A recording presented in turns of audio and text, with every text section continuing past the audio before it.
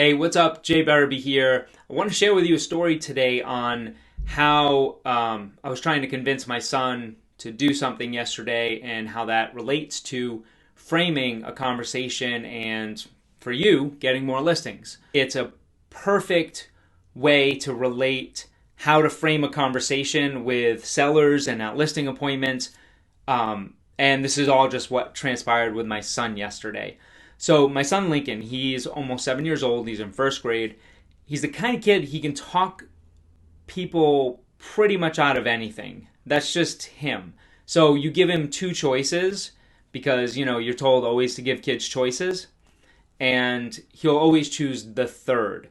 So it's like, hey, dude, do you want a peanut butter and jelly sandwich or do you want mac and cheese?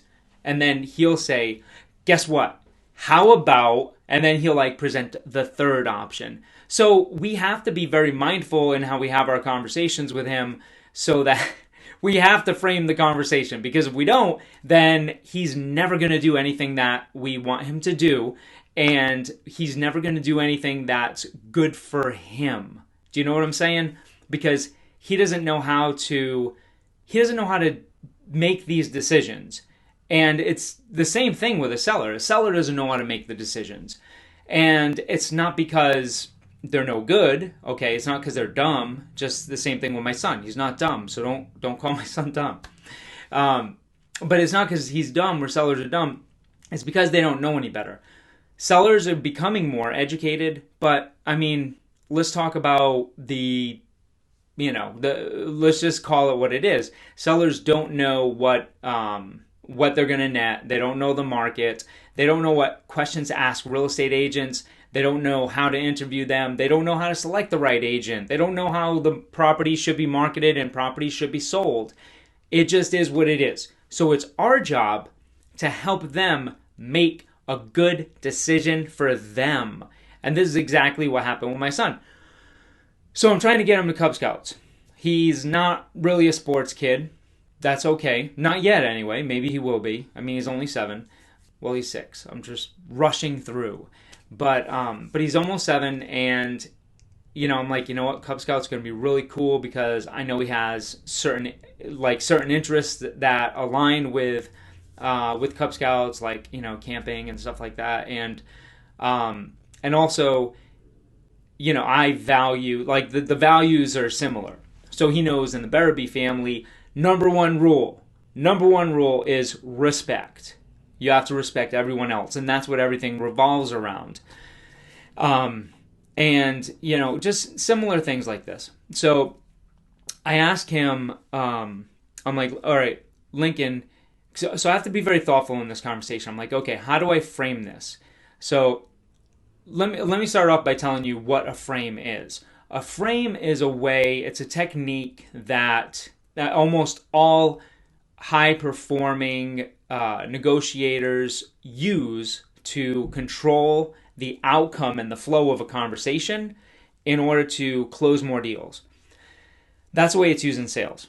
But, it's obviously used everywhere in life. We have to know what our own frames are, and that's the first step. So Lincoln not being aware, I had to help him through this, and so I said, okay, first I have to be clear on the outcome. How do I be clear on the outcome? And I know the outcome is that I want Lincoln to join Cub Scouts, but be happy about it and participate in it. That's the outcome that we want. So the second step that's the first step. Second step is to anchor the core belief. I have to anchor that core belief in myself. Okay. So I tell myself, okay, look, this is going to happen. This is going to work. This is what is, I have to really be positive focused. I have to know what the outcome is going to be. So know the outcome, anchor into my core belief. So I asked Lincoln so I could frame the conversation. I said, hey, look, I know that you love being around other kids, right? And he's like, yeah, I love being around other kids. And I'm like, okay, great. So I have an opportunity where you can be around a lot of other kids. Now, you like camping, don't you? And he's like, yeah, I love camping. And kid's never been camping. He talks about it all the time. So I'm like, okay, cool. And what if there was a place where you could build a race car? Would you love building a race car? And he's like, yeah, I love building a race car.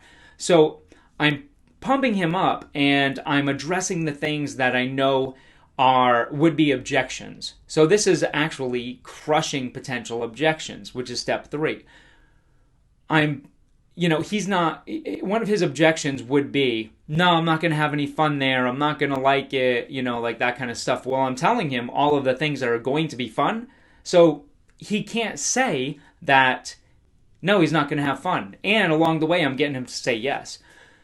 So I'm feeling awesome about myself at this point. I'm like, yeah, I'm almost there. I'm almost home. And I'll show you how this actually applies to a listing appointment as well. So step 4 is controlling the outcome. I've been doing this all along because I've been asking the questions and focusing on his motivation, which is the same thing that we do with our sellers, right? We ask questions and focus on the motivation. So it's not just about knowing what to do, it's about how to implement it. And it's very hard to implement these things. I mean, it's practice, practice, practice. The same thing with the objections. With sellers, there's only so many objections that are going to come up, right? I mean, we have not invented any new objections. Okay, yes, we have. iBuyers. That's a new objection. So you have to know how to handle that one.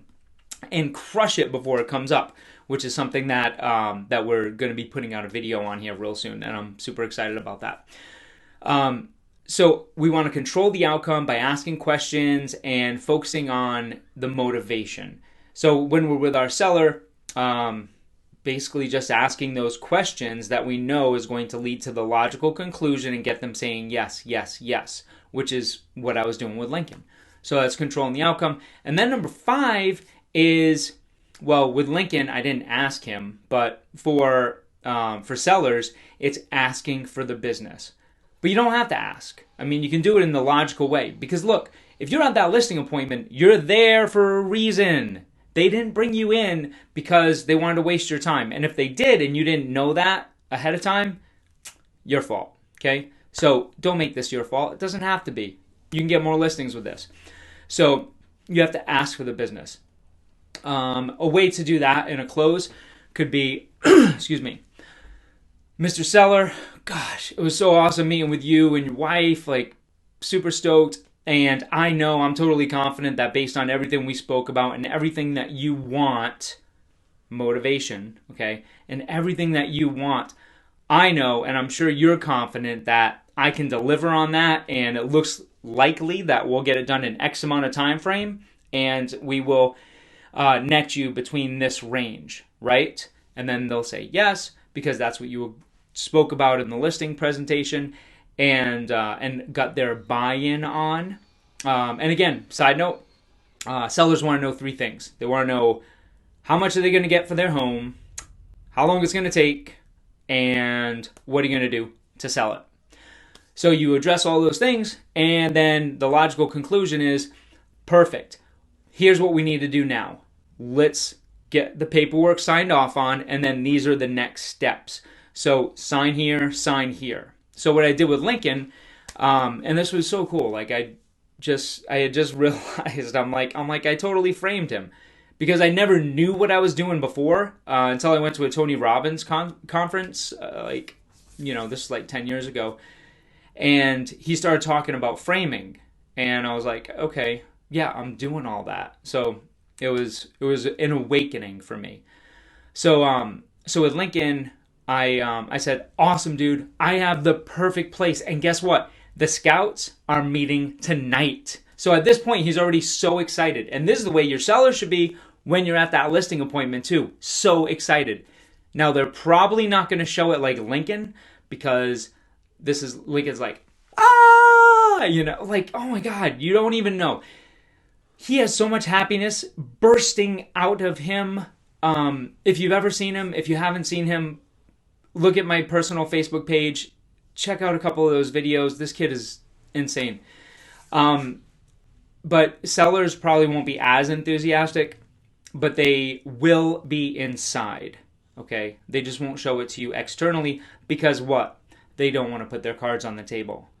And that's how you do it. That's how you frame a conversation. It's just those 4 steps pretty much. You have to be clear on the outcome, and you have to anchor the core belief. So you have to anchor it in yourself. You have to believe it, because you know what? If you don't believe in yourself, no way a seller's ever going to believe in you and what you can do. So you have to believe in yourself.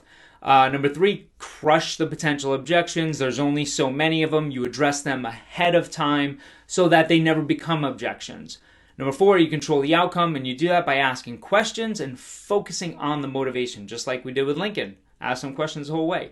Number 5, ask for the business. Assume it. It's the logical conclusion to the end of a successful sales presentation. And that's what you do. Boom!